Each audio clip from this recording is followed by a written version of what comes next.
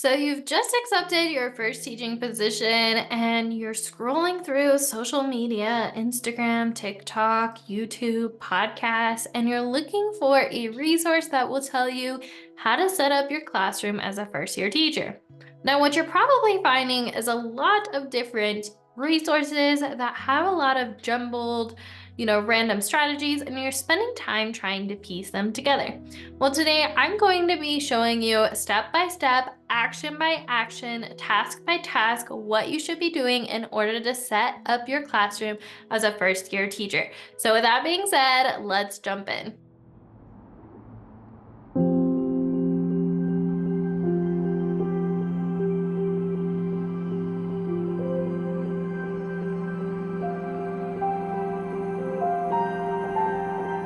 Now, one of the first questions you might be thinking is, what should I buy for my classroom? Now, while I can see why this is a logical question to ask when you first find out what grade you're teaching, here's something that I wish I would have considered sooner when I was a first year teacher, and that is don't actually buy a lot of things until you've been in your classroom first. Meaning, don't spend hundreds of dollars grabbing materials that later you're going to find out are actually already in your classroom. Reason being, that money you spent on those resources could have spent towards something else. That's why I recommend, if you have a must have, absolutely a heart's desire, want that stuff, absolutely grab them. Otherwise, feel free to make a list once you actually see your classroom.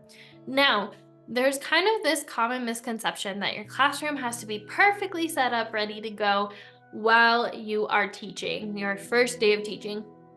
Now, while yes, you don't want to be prepping your school year and getting ready for the school year during the school year, what I actually found to be true, so a little of a background story, I taught kindergarten for 3 years and then I switched districts to teach second grade.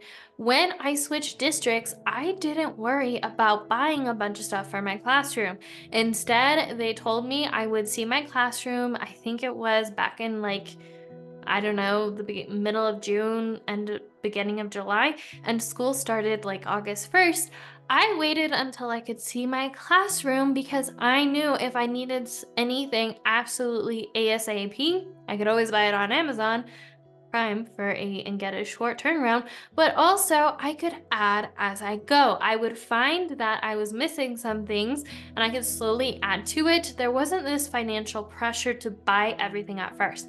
That's why I recommend don't buy anything until you get there. Don't buy a ton of things until you see your classroom. But two, then start making a list based on priority. So, for example, maybe when you first get in, you realize that you actually don't have a lot of books. So you decide to spend, $100, start building your classroom library. So I would, slowly maybe do $50 a month or something like that, and slowly start accumulating books. Heads up, if you are looking for a cheap way to build your classroom library, check out secondhand stores because typically books are $1. Anyways, that being said, make a list of all the things you need first, all the way down to like a wish list or must have, and then would be nice to have. That way, you're not feeling financially pressured to buy everything at once, and you're only getting the stuff you truly need from the get go. The second thing I recommend doing, so as a quick recap, first step is don't buy anything until you get to your classroom unless you really want to. Once you get there, make a list of all the things you're going to need. Second thing I recommend you do is sketch out your classroom. On the day that you go in to see your classroom, take some time to sketch out what the layout of your classroom looks like. That way, when you go home, you can start setting up the different areas and sketching them out ahead of time. That way, you're not walking in the day that you set up your classroom once the floors and the walls and everything are ready and you have no idea what you're doing. So sketch them out, and even better, I always take pictures and record a video on my phone, giving a quick walkthrough in case I forgot, ooh, is there a bulletin board on that wall or not? I forgot. That way you can refer back to it from the comfort of your couch by the pool in Cancun, in Italy, wherever you are going this summer. You're not pressured to be there in the moment to lay out your classroom. So, step number 2, sketch out your classroom. The third step I recommend you do is to come up with a layout based on classroom flow. Now, I like to think of the classroom like a river. It's going to flow where it's least resistance. So if you have a bunch of areas set up next to each other where students are going to be tempted to talk and disrupt each other, you're going to find that you're struggling a little more with classroom management. Whereas you think, okay, my students are first going to walk in, they're going to hang up and put in their cubbies, then I want them to walk here, but I don't want them to disturb this area, so I should set up this area here. Go through the flow of your classroom and start setting up the different areas of your classroom. I do have a previous week where I talked about the different areas you should set up in your classroom. I'll make sure to link that in the description down below, but start laying out what your classroom should look like and the general flow of the classroom. This will put you one step ahead of what most teachers consider when they first start teaching, and it will help your setup process be that much smoother because now you'll have a plan when you walk in. All right, so as a recap, first thing I recommended you do is you don't buy anything until you get to your classroom unless you want to, but you're making a list of all the things you need to buy and gather over the summer. You have a must-have and a wish list. The second thing you're going to do is you're going to sketch out your classroom. The day that you go see your classroom, start taking videos, pictures, and start sketching it out. The third step you're going to do is you're going to come up with a layout based on the classroom flow. Now, the fourth step you're going to do is you're going to set up different areas. So now that you've came up with the flow of the classroom, you're gonna go in and actually set up those areas. You have a plan now, so you're not gonna walk in and think, oh my goodness, how do I lay this out? You've already done the prep work, so now you just go in, manual labor, and you set it up. It's gonna make it that much more faster and efficient because you've already planned it out ahead of time. This is a great time to invite your friends, spouses, mothers, fathers, family members, friends, family, you get it, to come help you set up your classroom. And you have a plan, so you already know what it should look like in each area, so you don't necessarily have to direct them as much. You can kind of just show them the plan and go from there. Side note, actually, this phase is actually really fun for me. I like setting up the classroom, especially if you give yourself ample time and you plan it out ahead of time. It's kind of fun. All right, so after you've set up the different areas in your classroom, now you're done, right? Not exactly. There's actually more to setting up your classroom than physically setting up your classroom. The next thing I recommend you do is to plan out communication. Do you have a family night coming up? If so, start planning out your flyers and stuff ahead of time. What are you going to have there during your family night? Make sure to have that ahead of time. What first week of school flyers and letters and whatnot are you going to send to families? Make sure to include that here. Make sure you have your communication with your families planned out ahead of time, so when the first week of school comes, you're not scrambling and borrowing and buying off TPT random resources because you don't have time to plan it out. Use this time to set it up now once your classroom is set. So you've set up your classroom now, you have the different ways of communication planned out. Maybe you even went as far as to come up with a weekly newsletter, and you've even typed some of those weeks out. That's awesome, you're ahead of the game. Now let's talk about the next part that I wish all teachers did. I wish I could go back and do, and that is to come up with a classroom management plan. In your classroom management plan, I have tons of resources talking about this, but in your classroom management plan, you want to think, how are you building relationships? What are the rules of the classroom? What procedures are you teaching? How often are you teaching them? When are you teaching them? And which procedures are you teaching? Also, you want to think about what are the natural consequences? How are you going to be proactive in managing disruptive behavior? What's the first step, the second step, the third step, the fourth step? That way you're not tempted to give somebody 20 warnings before you step in. You have a clear cut path on how you're going to respond. This isn't being strict or mean. This is keeping you consistent so students don't feel tempted to push boundaries when you start teaching. They know exactly what's expected of them because you've taught the procedures, and then you also know how to respond to their behavior, and they know that this is going to happen if they continue. Simple as that. Highly recommend you plan out your classroom management plan ahead of time so that first week when students come in, you know exactly what you're teaching, you can set the tone for the year, and you're strong, starting off strong, ready to go. All right, so as a recap, first step you're gonna do is don't buy anything until you get there unless you want to, make a list. Second thing, you're going to sketch out your classroom. Third thing, you're going to come up with a layout based on classroom flow. The first thing you're going to do is you're going to set up different areas. The fifth thing you're going to do is you're going to plan out your communication. The sixth thing you're going to do is you're going to come up with a classroom management plan. The seventh thing you are going to do is you're going to plan out the first week and/or month, depending how much time you have, of school. Now, this doesn't have to be overly in depth. You can do a quick overview of the month, what content you're teaching when, and then I recommend having at least your first week planned and prepped ready to go. Because when you go from a relaxed state of having the whole summer to kind of chill, if you've been working, you kind of chill, work at your own pace, to suddenly having a schedule where things have to be by, X, Y, Z, it's kind of a transition period. So you want to have those plans set out ahead of time so you're not frantically trying to plan stuff while trying to teach your students, while trying to communicate with families, while trying to be consistent with your classroom management, while trying to learn how the school runs, while also teaching. You don't want to be planning during that time. So have at least a good buffer of plans and lessons prepped.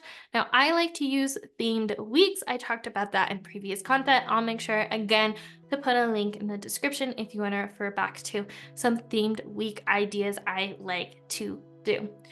So after you came up with your classroom management plan, you've just planned out the first couple weeks or a month of school. The last thing you're going to plan out, I know there's more to classroom setup than you thought, plan out how you're going to be doing data collection or grading. Here's what you don't want to do. You don't want to go to Dollar Tree and get a cute basket and put file on it and set it on the desk and let your kids put every paper under the sun there. No, thank you. Here's why.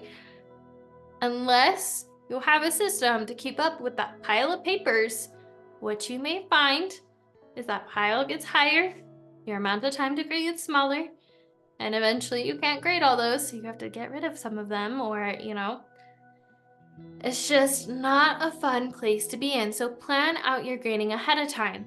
How are you wanting students to turn stuff in? When are you grading? Can you set up your grade book ahead of time so that way when the school year starts, you already have it set up and you're not worried about figuring that out right before report cards are due? Just a tidbit. So that's what I recommend doing next. All right, so I know that was a lot of steps. So here are all the steps to setting up your classroom for success over the summer as a first year teacher. First thing you're going to want to do is don't buy anything until you've gotten to your classroom to see what you need, or at the very least, just the stuff you absolutely want, and then make a list of the things you must get and the things that you can wait on. Second thing, sketch out your classroom ahead of time, take pictures, videos, so you can refer back to it at home. Third thing, come up with a layout based on the flow. Start sketching out the different areas, what the setup's gonna be. That way, when you get there to set up, the day you set up or the couple days of the weekend you're setting up, it's simple, easy, and you're not sitting there planning and doing. You can just recruit people to help you set up. Fourth thing you're gonna do is actually start setting up the different areas.